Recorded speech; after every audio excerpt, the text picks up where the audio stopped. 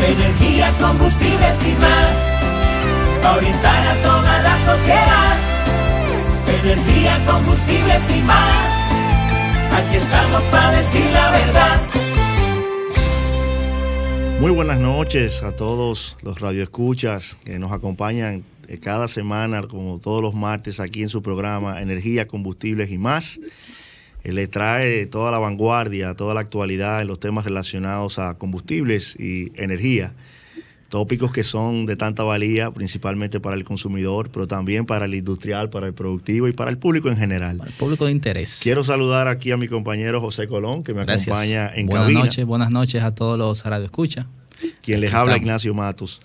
Y está nuestro coordinador general del programa, Luis Ramón, quien lamentablemente no se encuentra en cabina porque se encuentra aquejado un poquito de salud y haciendo el mejor de los esfuerzos por estar con ustedes, como todos los martes, aquí lo vemos. Saludos, Luis, buenas noches. Hola, buenas noches, Ignacio, buenas noches, José. Buenas, Luis, buenas. Esperando que estés mejor, que te recuperes y que la semana que viene puedas acompañarnos como todos los martes. Para empezar nuestro programa, pues vamos a ver, Colón, qué nos trae la semana con relación a la estructura de energía, la infraestructura de energía y sus principales variables. Vamos con los datos macros. Se mantiene el sector energético con 4.921 megavatios de capacidad instalada. Las distribuidoras de electricidad y los usuarios no regulados, promedio diario de lo que va del 1 al 15 de marzo, han demandado una potencia horaria de 2.264.34 megavatios en promedio por día del 1 al 15 de marzo. La demanda de potencia que se ha abastecido horaria ha sido de 2.250 megavatios y la disponibilidad de generación para abastecer esa demanda horaria ha sido de 2.821. O sea, ha habido disponibilidad de generación suficiente para abastecer la demanda hora por hora que requiere los usuarios del servicio energético. Y se mantiene que el pasado viernes 5 de marzo a las 10 de la noche fue que en lo que va de mes se ha dado el pico más alto de consumo, que ha sido 2.716 megavatios a las 10 de la noche. Entonces, acumulado a nivel de lo que es la energía, es la potencia en el tiempo, en lo que va de marzo, del 1 al 15 de marzo, los agentes, las distribuidoras y los usuarios no regulados han declarado que necesitan abastecer 815.162 megawatt hora de energía. La demanda que se ha abastecido, el CENI, ha sido de 810.214 y ha habido una disponibilidad de generación para abastecer la demanda de 1.015.602 megavatios hora. En cuanto al tipo de combustible que utilizan las unidades de generación para abastecer la energía, se mantiene que el gas natural, o sea, de los 810.214 megavatios hora abastecidos del 1 al 15 de marzo, el gas natural ha hecho un aporte de un 51.7% de esa energía, el carbón un 22.1%, el fuel oil número 6, las unidades que funcionan con fuel oil número 6, un 10.9%. Las unidades que funcionan, las hidroeléctricas con agua, un 7.6%. Las unidades que son eólicas, un 4.6%. Las unidades de generación que funcionan en base a energía solar, un 1.6%. La unidad que tenemos, la única que tenemos en el país declarada, que es en base a biomasa, ha aportado un 1.3% de la energía que se ha abastecido del 1 al 15 de marzo. El fuel oil número 2 en un 0.2%. Eso quiere decir que, como hemos resaltado cada martes, la matriz de generación de electricidad de la República Dominicana se encuentra quizá en su mejor momento en términos de diversificación. Correcto. Tenemos al gas natural como el rey, fuente de generación, claro. Y vemos que el carbón ha bajado a un 21%, según recuerdo en Colón. Exacto, subió de 21.6%, que fue la semana pasada cuando dimos el indicador. La cantidad de energía que ha abastecido en día ha sido un 22.1%. ¿Sigue incidiendo la salida de una de las unidades de Punta Catalina en ese? Se tienen dos, la unidad número 1 de Itabo Esto está publicado en las páginas oficiales del organismo coordinador por un tema de mantenimiento, y también la unidad de Punta Catalina número 12, que incluso está en las noticias. Eso quiere decir que en términos generales hay digamos que una relación equilibrada entre el gas natural y el carbón mineral como las fuentes de mayor aporte a la matriz de generación, sin dejar de mencionar el importante crecimiento que ha tenido la generación a partir de fuentes renovables como las fuentes eólicas y las fuentes solares, y ahí incluimos también el agua, no como una fuente renovable, sino como una fuente de energía limpia. A ver, Luis, tú que estás allá en tu casa, ¿qué nos puedes decir del sector combustibles? ¿Cómo vamos esta semana? Bien, datos breves, no noticias, sino datos breves, que es lo que estamos. Es la gasolina premium 242,10, regular 228,50, gasoil óptimo 197,50, gasoil regular 181,60, GLP 128,10. Se mantuvieron iguales los precios, ya llevamos 2 semanas con los precios iguales. En cuanto al precio del barril, que es de referencia para nosotros, es el WTI, West Texas Intermediate, cerró hoy martes en 64.80. ¿Bajó? ¿Cuánto bajó? 0.69 centavos de dólar. Excelente. Ya empezamos a bajar y ojalá que así continuemos. En cuanto al precio promedio de la gasolina en los Estados Unidos, es de 3.18 centavos, es decir, unos 185 pesos dominicanos. En Estados Unidos ha subido la gasolina, en República Dominicana se ha mantenido en el mismo precio. Esos son los datos breves. Luis, una pregunta importante para el consumidor. En función de que el WTI, que es nuestro precio intermedio, ha bajado, aunque ha bajado, digamos que relativamente poco, ¿se puede esperar tal vez una caída en los precios? No una caída, quizá una rebaja en los precios de los combustibles esta semana. Bueno, no creo, porque recuerda que el gobierno ha venido asumiendo parte del precio, asumiendo las deudas, y llega un momento donde se necesita empezar a compensar también cuando empiece a bajar un poco. Así eso que vamos a ver, para poder engrosar un poco o equilibrar un poco el fondo denominado FECOPECO que nos comentaste la semana pasada. Sí, bueno, el fondo FECOPECO no ha empezado, como está previsto desde el año 2011, el decreto 625, pero no se ha puesto en marcha. Entonces, eso es uno de los aspectos que especialmente sugiero humildemente que se tome en consideración poner en marcha nuevamente el FECOPECO. Lo que tenemos ahora mismo es proveniente del mismo decreto 625 del 2011, pero es el ajuste contrayendo deuda con los importadores. Cuando el gobierno dice asumo una parte del precio, es porque está contrayendo deuda con los importadores, y cuando el precio baja, entonces así compensa con los importadores. Esto ya como lo estuvimos explicando. Entonces, en ese sentido, si va a bajar o no, bueno, va a depender de la política que el gobierno decida en cuanto a precios. Si, por ejemplo, sigue bajando fuertemente, el gobierno puede decir, bueno, necesito pagar lo que debo, porque para nosotros la balanza de pago es muy importante, o sea, mantenernos pagando a los importadores, y tal vez no baje, o tal vez diga, no, vamos a bajar un poco, y no empieza a pagar a los importadores. Es una decisión del gobierno. Excelente. Bueno, y con las noticias, Colón, ¿cómo vamos? De las noticias más relevantes, ha circulado en los diarios de publicación nacional, física y digital. El gobierno no está en emitir una comunicación que se emite de manera oficial donde se acepta al constructor de la planta Punta Catalina, donde se acepte la unidad 2. Han habido unas autorizaciones provisionales que están próximos a vencer, sí, pero no se han aceptado debido a que hay defectos que aparentemente se tienen, técnicos, que deben de ser resueltos por el constructor con las garantías correspondientes. Hasta que eso no se dé, no va a haber una aceptación formal del gobierno, una recepción técnica definitiva de la unidad 2 de Punta Catalina. Bueno, y eso en términos evidentemente prácticos, pues puede afectar la entrada en operación comercial ya definitiva de estas importantes centrales que vienen a aumentar la energía, que tal vez abaratar. Sí, por eso vimos en los datos que ha disminuido el aporte del abastecimiento de energía en carbón. Pero no obstante eso, ya ha habido una una autorización, una resolución que de manera definitiva establece a la unidad Punta Catalina como una unidad que puede transar en el sector energético. Claro. O sea, eso salió públicamente. Por otro lado, otra noticia muy, muy importante y muy interesante es la de que la Superintendencia de Electricidad, salió en periódicos de circulación nacional, va a asumir el liderazgo del proceso para establecer una regulación para lo que es la movilidad eléctrica.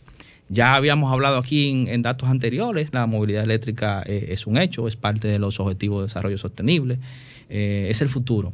Ha habido un crecimiento importante de la cantidad de vehículos que circulan en la República Dominicana. Entonces, ahora está la necesidad de crear una normativa y un sistema tarifario para que las transacciones que se hagan a nivel de cargar, instalar cargadores, recargar en algún sitio público o privado, pues estén debidamente avaladas por el ente regulador, ya que estamos hablando de energía igual. Ignacio, ¿qué me tienes? Ayer hubo un muy buen, importante evento que fue celebrado, organizado por la Asociación Dominicana de la Industria Eléctrica ADIE, y en la que participaron las principales autoridades del sector energético, encabezadas por el ministro de Energía y Minas, el ingeniero Antonio Almonte, y por el superintendente de Electricidad, ingeniero Rafael Velasco, pero también estuvieron participando el Consejo Económico Social, su presidente Rafael Toribio, y el gerente general del organismo coordinador, el ingeniero Manuel San Pablo, donde estuvieron ratificando la importancia que tiene el pacto eléctrico y señalaron claramente que la puesta en marcha de un plan indicativo para el crecimiento de la generación, la distribución, la ampliación planificada de la transmisión, que es tan importante, y el fortalecimiento comercial y financiero de las distribuidoras, así como un plan de rendición de cuentas y transparencia y la libre competencia, serán los elementos claves que guiarán la implementación del pacto eléctrico,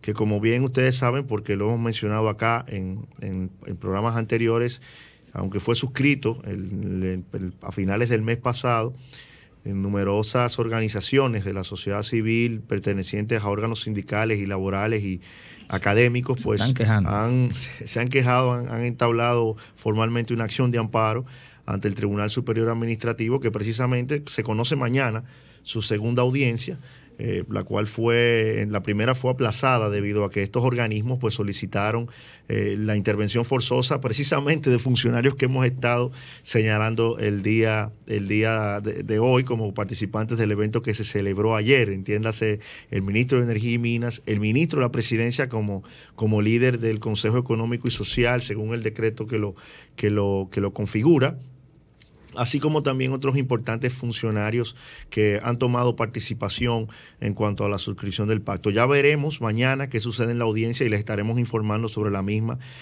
por los medios de información de nuestro programa, y también por la semana que viene de manera ya más pormenorizada.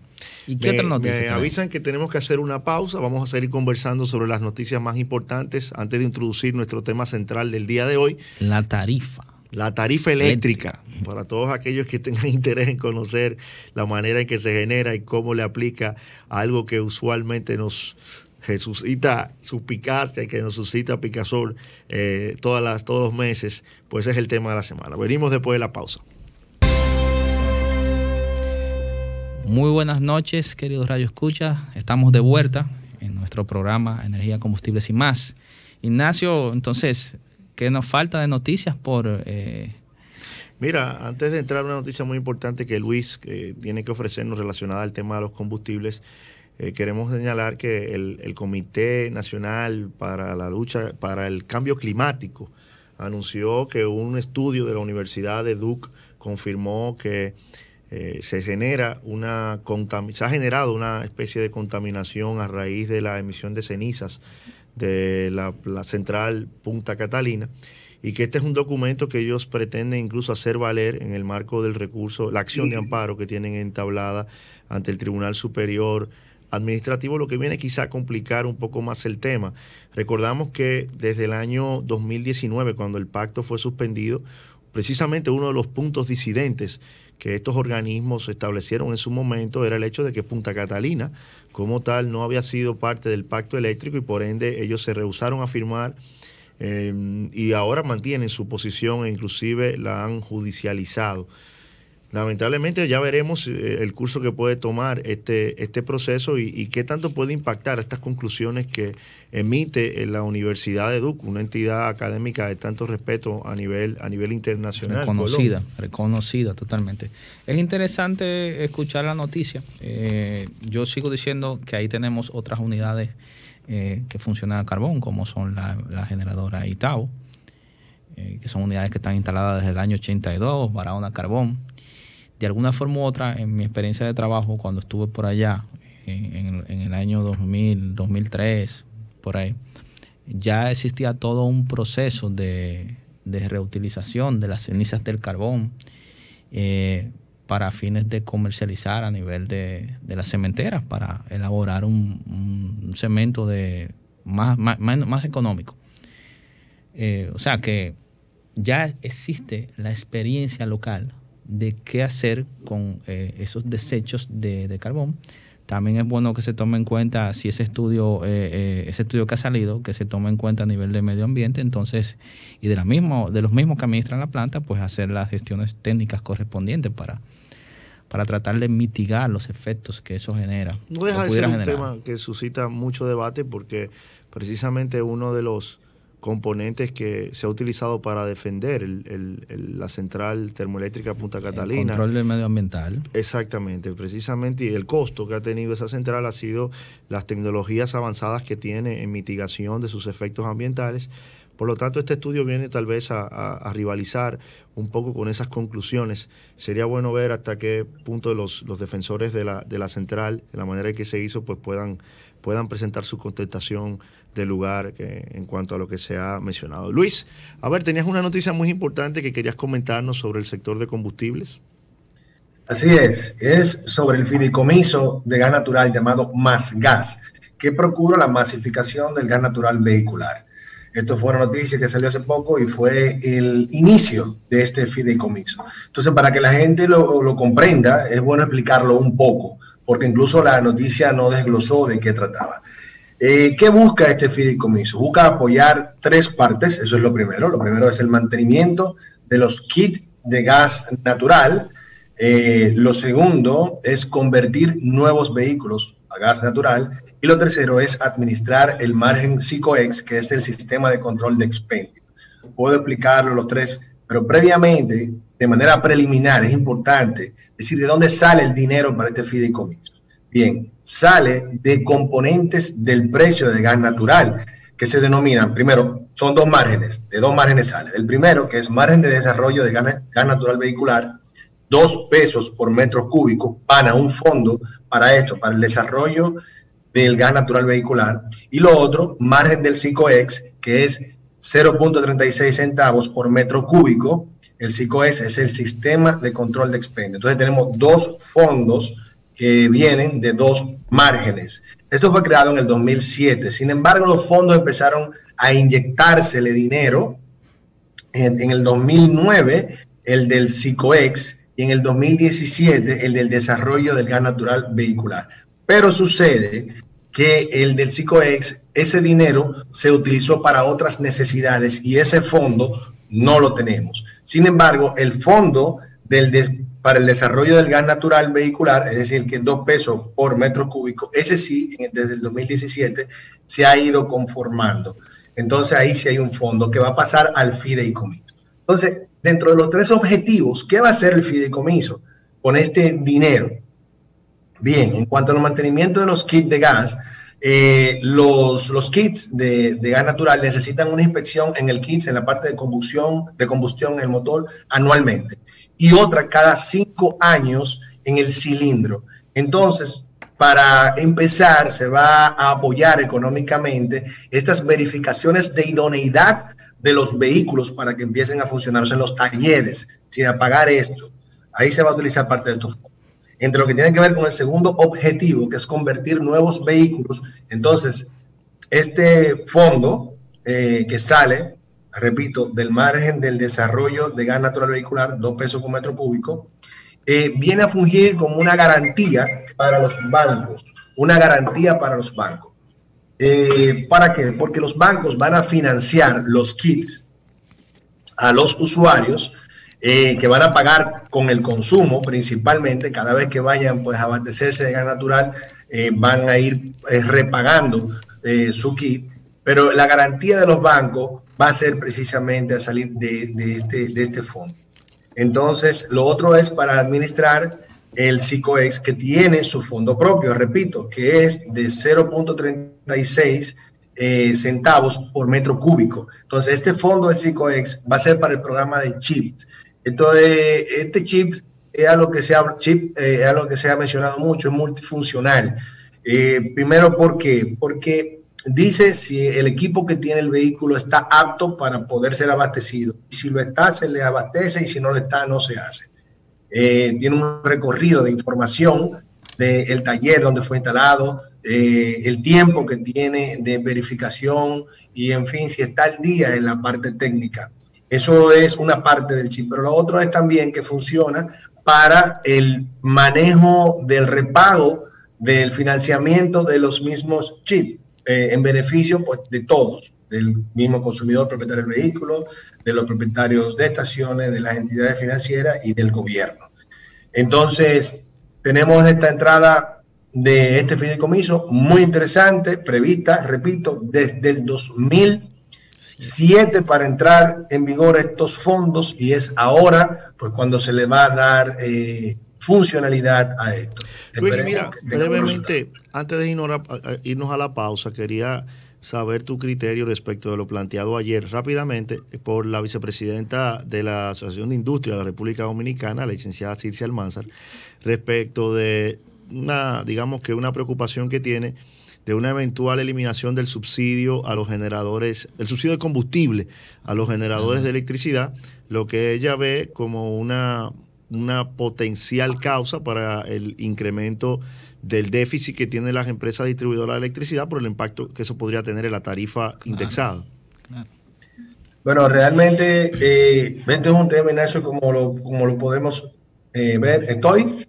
Perdonen, ¿estoy? Sí, claro. Estás okay. Este es un tema que es bastante amplio porque es el tema de los subsidios, que interesa bastante a todos los consumidores, y también tiene un componente de la parte energética pues muy importante.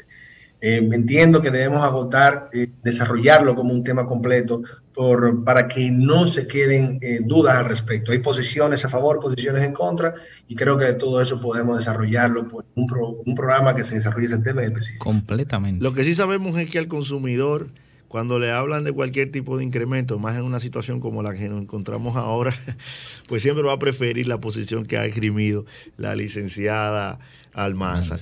Vamos a volver después de la pausa para tratar nuestro tema central de la semana, un tema muy interesante que es la tarifa eléctrica, entender cómo se genera eventualmente este factor que prácticamente asumimos todos los consumidores.